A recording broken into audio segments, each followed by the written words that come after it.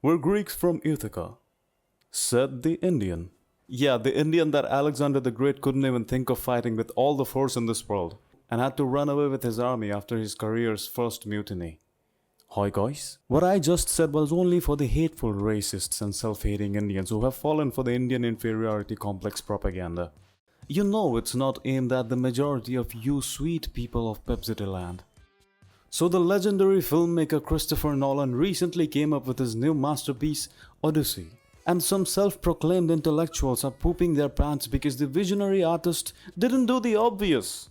Why isn't the cast all Greek? Why does he have to make it so inclusive, so global? And their worst nightmare just came true. There's an Indian origin actor in the cast. Can you believe this? Revolutionary artist and cultural reformer from South Africa, Elon Musk, thinks Chris Nolan has lost his integrity just because he didn't do the obvious. And now the great artist has vowed to make a historically accurate version of the film with AI. As you can see, he has vowed to do the unthinkable, unimaginable. Speaking of which, the unthinkable and unimaginable is about to happen to Indian cinema very soon, with its most expensive movie based on one of the greatest epics of Indian civilization, Ramayana. And to my surprise, the self-proclaimed intellectuals in India have already started brutally roasting the cast and vision of the film, something that we've already seen with The Odyssey. The most significant and constructive criticism of the movie is that Ranbir Kapoor doesn't fit the role. Well, because of his eating habits in the past. People are just not ready to accept him as Lord Ram. And in his defense, the director of the movie, Namit Malhotra, said, and I quote, "In my mind, if people in the West don't like it, I consider that as a failure. It is meant for the world, so if you don't like it, shame on me. We should have done a better job. I'm not trying to make it to appease Indian people in India." Well, that sort of makes sense. A filmmaker's job is not to appease people. If you don't want to watch a movie as just a movie, if you're too emotionally invested in the story and you care too much about historical accuracy, then just go and read the book. A movie is supposed to be an interpretation by the filmmaker. It's his way of sharing the story with the world. But of course, not all criticism can be invalid. Like the acting can be actually off, and if you don't like the actor because of that, it makes sense. Oh, look at that horse, is that real or CGI? Shut up! Go watch the movie first.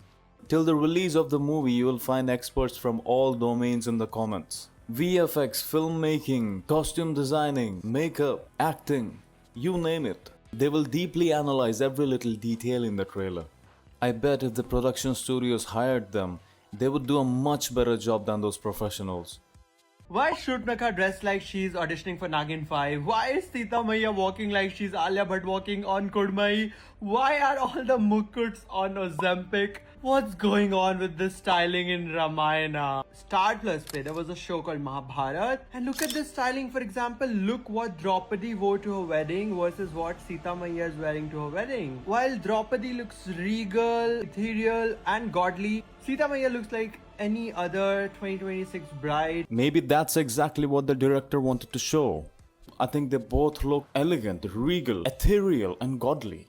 It's a matter of perspective. It sounds more like you were already annoyed and now you're just finding out reasons.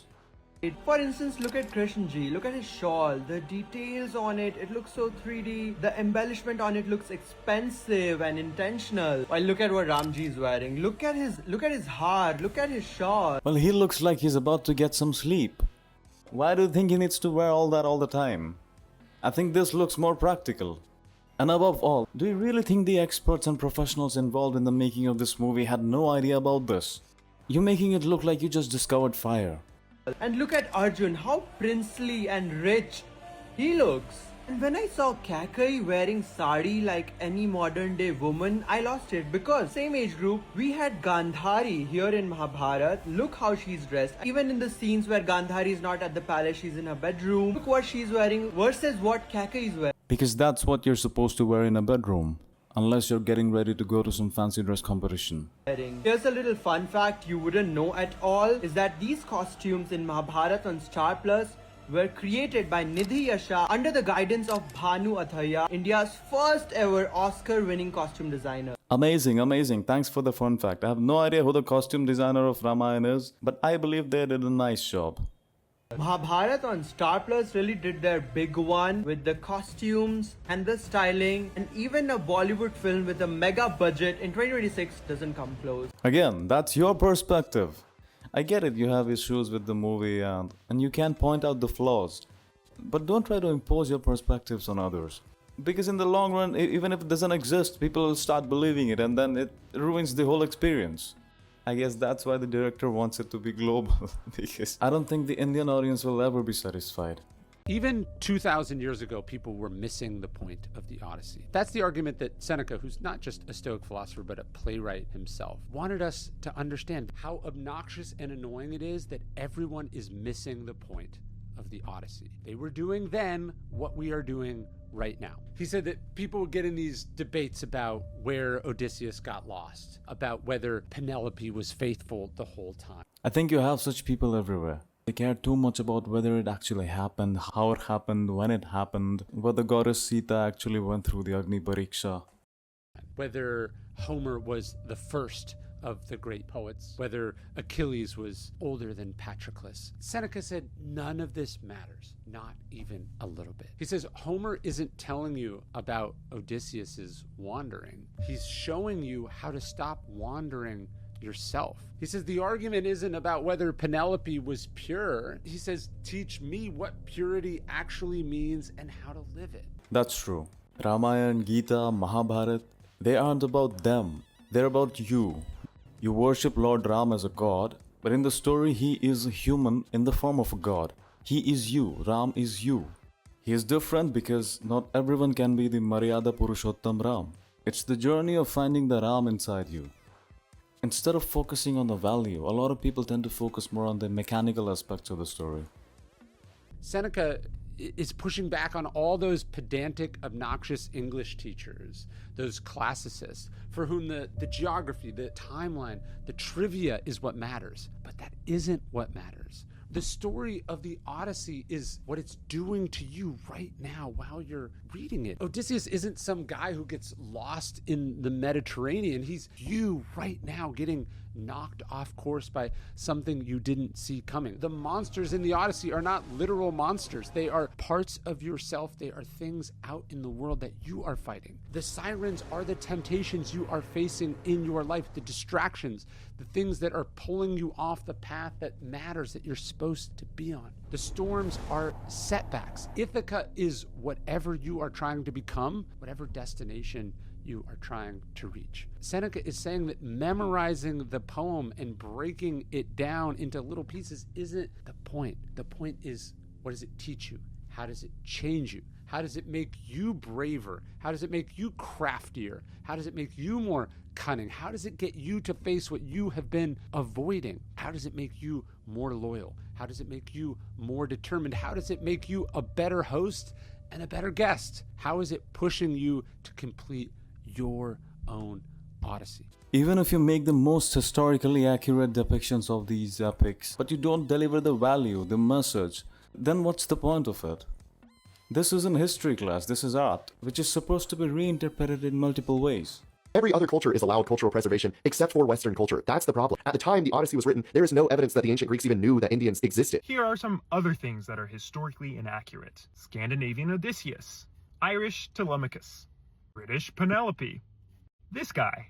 Funny how things are only a problem when black and brown people are involved, huh? Or maybe the director did it intentionally, so that people have something to talk about. No publicity is bad publicity. This is genius marketing. I believe it can draw people to theaters more than positive marketing. And who knows, maybe this is why they cast Ranbir Kapoor as Lord Ram. The only casting decision in the movie The Odyssey that I cannot stand by is the Indian guy in the boat. Okay, as a Greek person who has fought their entire life convincing people he's not Indian, Christopher Nolan, you f***ed shit up for me. Okay, in one fell swoop, you told millions of people around the world that Greek people look Indian. In a movie that you casted very white-looking people in major roles, The one guy who actually looks like they might be Greek is an Indian dude. You couldn't have just taken a guy from Athens and just given him a few lines. Instead, you've taken my ethnic rival doppelganger and told everybody we look the same. You screwed me, Chris. You screwed me. It took me 20 years to convince people that Greeks could have had a non-extra role in the movie Troy, and you just undone all that work. Because they know there would be two kinds of people. One who are there for the story and performances, and a bunch of self-proclaimed intellectuals obsessed with accuracy. Most of these historical accuracy-obsessed intellectuals, this word is so cringe now, they're not even from Greece. I mean, who knows, some of them can be from the Philippines, like this wannabe white supremacist. Now, a lot of people are also trying to draw parallels between the two movies. That the Odyssey is inspired by Ramayana. I didn't say this. It was said by French scholar Hippolyte Foch. Here are some of the common things between the two epics. The long journey. Ram faces a 14-year exile, while Odysseus takes 20 years to return home to Ithaca after the Trojan War. The faithful wife. Sita waits faithfully for Ram, while Penelope rejects numerous suitors pressing her for marriage during Odysseus' long absence.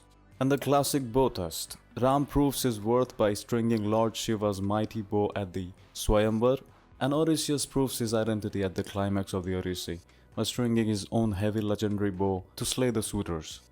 Now let's see how the Greeks, the inheritors of this great epic, have reacted to this movie. But this time, the toughest critics were never in Hollywood, they were in Greece. The birthplace of one of the world's greatest stories. For nearly 3,000 years, the Odyssey has been a part of Greek life. It was written by the ancient poet Homer. Every child studies it in school. They probably imagine what they would have done in Odysseus' place. So, when Christopher Nolan decided to retell this ancient epic, Greeks had one big question. Did he get it right? He said people were judging the film before they had even seen it. Then, opening day arrived, and many Greeks left the cinemas impressed. I think Nolan reintroduces us to The Odyssey, in his way, of course. I like the film, a very good film, because ancient mythology can be a bit kitsch, but I think this work is timely. So basically they're not disappointed with the movie. They had their concerns before the release of the movie, but now they look at it as a modern reinterpretation of the story, in Nolan's own style. Nolan says every adaptation deserves its own voice. We sort of realized that you just have to make the best film you can and put a strong interpretation, your interpretation on. And I think people who love the piece of literature, in this case the Odyssey, hopefully they enjoy the respect that we're showing. Exactly. He did not intend to disrespect the Greek culture by his casting, by his costume and his style. That's just his style of filmmaking. You may not like it, but it's loved by billions of people. Many Greek scholars agree. They say myths survive because they keep changing. Every generation tells the story in its own way. Reinterpretation, the reimagination, keeps vital this heritage over time. Otherwise, Greek mythology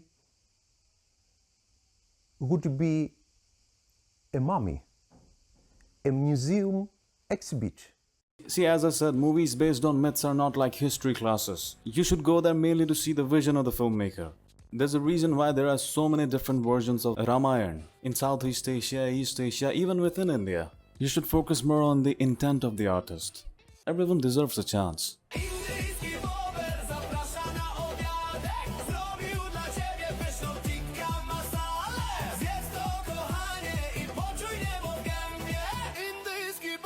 Pozdrowienia!